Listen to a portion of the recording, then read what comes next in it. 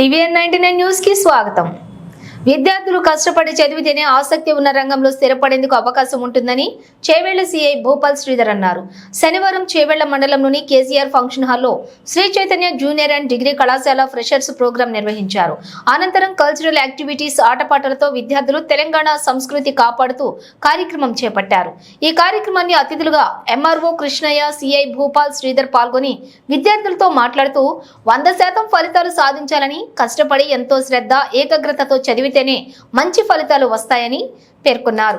విద్యార్థులు కష్టపడి కాదు ఇష్టపడి చదవాలని, తల్లిదండ్రుల కష్టాలను దృష్టిలో ఉంచుకునే లక్ష్యంతో చదివితే సమాజంలోని మంచి పేరుని తెచ్చుకోవచ్చని అన్నారు। విద్యార్థులు బలవర్ధకమైన ఆహారం తీసుకుంటేనే ఆరోగ్యంగా ఉంటారని సూచించారు। ఉత్తమ విద్యార్థులకు అభినందనలు తెలియజేసి బహుమతులను అందజేశారు। ఈ కార్యక్రమంలో కళాశాల ప్రిన్సిపల్ శేఖర్, మనోహర్ రెడ్డి, శ్రీకాంత్, శ్రీరామ్, రఘుపతి రెడ్డి, అధ్యాపకులు తదితరులు విద్యార్థులు పాల్గొన్నారు।